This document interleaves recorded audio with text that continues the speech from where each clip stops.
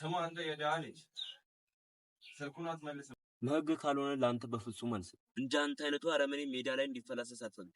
እሺ የኛ ጀብደኛ ጀብድነቱን ለጊዜው ተወውና ጓደኞችህን አስብ።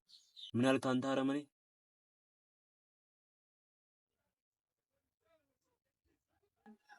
አራቸው የሚደራሰደን ሊጋሉ ነው ሱዚ እንዳሰጠው ለህግ ስጥ። ሄሎ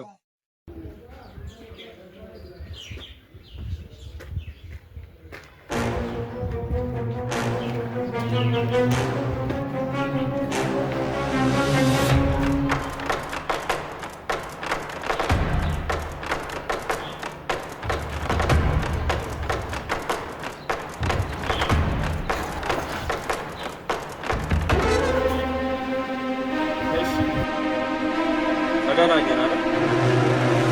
ከኔ መታመልጥ መስሎ ነበር። የት አልሰልም? ለአንተ አልሰልም። ስማ፣ በዚህ ስልክ ምክንያት ብዙ ሰዎች በእጄ ጠፍተዋል። ኢንጂነር መኮንንም እንደናንተ በማያገባው ገብቶ ነው ህይወቱ ያለፈችው። ኢንጂነር አማረም የሱ ገፈት ለሚስቱ ሰናይ ተርፏል። እና እናንተም በመንገዴ ከገባችሁ የነሱ እጣ ፈንታ ነው የሚደርሰው። እናትና አባቴን አንተ ነበር የገደልከው ማለት ነው? ለካ ደመኛ ይሄ ነው። አሁን ስልኩ የት ነው ያለው? አልሰጥም። ምን ታመጣል?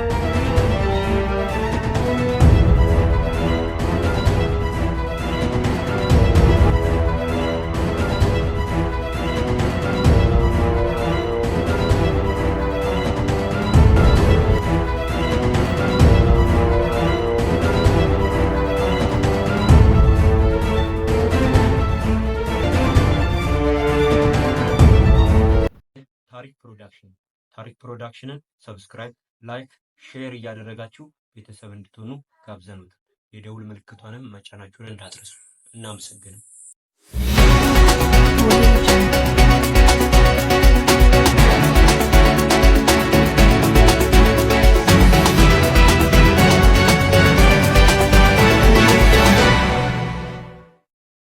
በሐዋሳ ከተማ በ04 ቀበሌ በአካባቢው ተገድሎ የተገኘው ግለሰብ ኢንጂነር መኮንን አበራ ገዳዩ ማን እንደሆነ ሲጣራ ቆይቶ በመጨረሻም ፍርድ ቤት ቀርቦ ገዳዩ እሱ እንዳልሆነና ይልቁንስ የኤምሲ ኮንስትራክሽን ባለቤት የሆነው አቶ ማንደፍሮ ገዳዩ እንደሆነ ፖሊስ ደርሼበታለሁ ብሏል።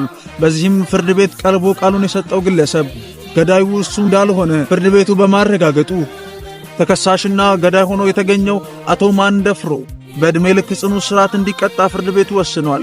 አክሎም ከዚህ በፊት ተጠርጥሮ በቁጥጥር ስር ውሎ የነበረው ግለሰብ በነፃ መፈታቱን ፍርድ ቤቱ ዘግቧል። ተጨማሪም አቶ ማንደፍሮ ሌሎች በተከፈቱበት በርካታ ክሶች የሰውና የምስል ማስረጃ ስለተገኘበት በዕድሜ ልክ ጽኑ እስራት እንዲታሰር ፍርድ ቤቱ ወስኗል።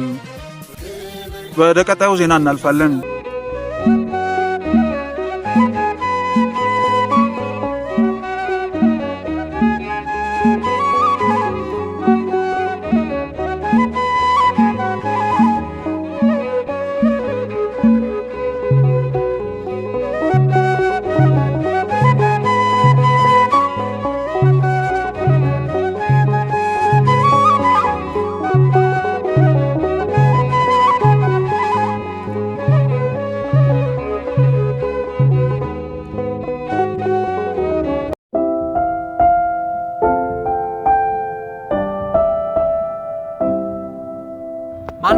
ደመላሽ አንድ አፍሮ ደመላሽ። አቤት።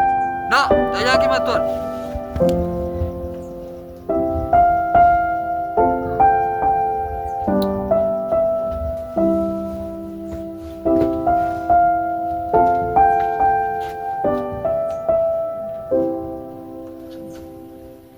ሰላም ነው?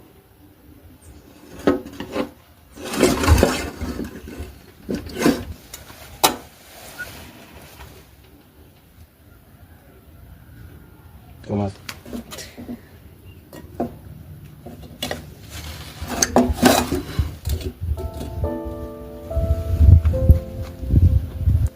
ማንዴ ሰላም ነው? ቆይታ ምናምን አሪፍ ነው? ሰላም እንደምትይ ነው አምናለሁ። ያው ሰው ለሰው እግር ከእግር የሚጋጫል፣ ማይሆኑ ነገሮች ይሆናሉና ያው እኔም ደግሞ በነበረው ባለው አስተሳሰብ ዙሪያ በነበረው ሁኔታ ምናምን እኔም በቃ ቅሬታ ነበረኝ። ግን ቅሬታ ከልል ነው ያሳል ተቀየምኳቸው። ስራዬ ነው እዚህ ያስገኘ።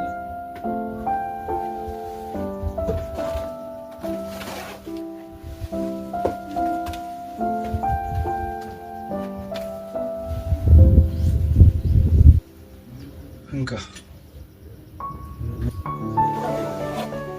የአባት ሀቅ ነው። ለዚህ ሲል ነው አባት ህይወትን ያጣው። ቀሪውን ደግሞ ከጠበቃዋ ጋር ታወራለህ።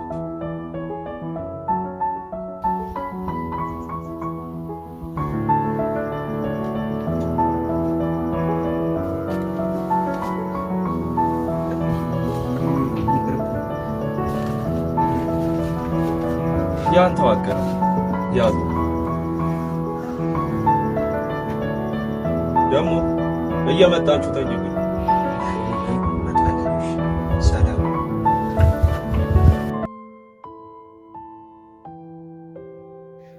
ሁሉም ሰው በህይወት ውስጥ ጥሩነት የሚባል ነገር አለው ውስጡ ላይ እና አንዳንዴ ጨካኝም ቢሆን መጥፎም ቢሆን የሆነች ጥሩ ነገር ላይ ያደረገው መስዋዕትነት አለ። ከዛ በኋላ ነው መጥፎነቱን ሊያመጣው የቻለውና እኛም ማንዴ ከቅጣቱ ባለፈ በውስጡ ባለው ጥሩነት የተነሳ የአባቴን ንብረት ሙሉ እንድወርስ ረድቶኛል፣ አድርጎኛል፣ ሰጥቶኛል እና እኔም እሱን ወርሼ አሪፍ ህይወት ላይ ነው ያለሁት። የበፊት ጉስቁልናዬን ትቼ ናቲም ሳሚም ደግሞ ያው ከኔ ጋር አብረው እየኖሩ ነው።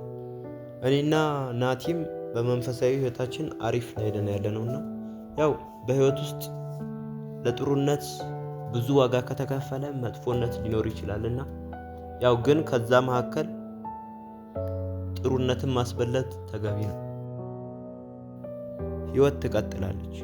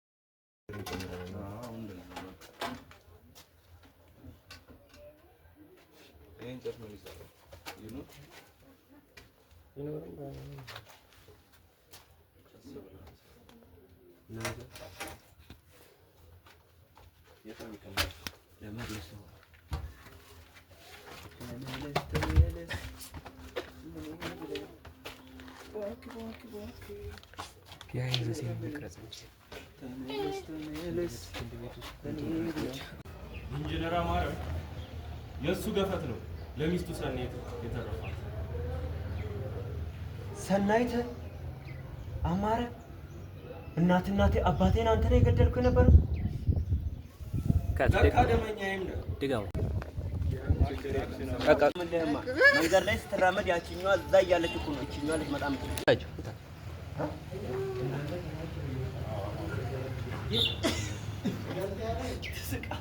ና ጸግሽ ና ጎበዝ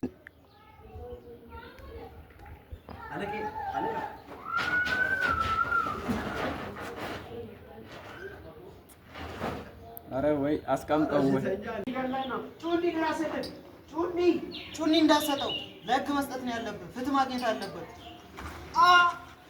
ኧረ ወይኔ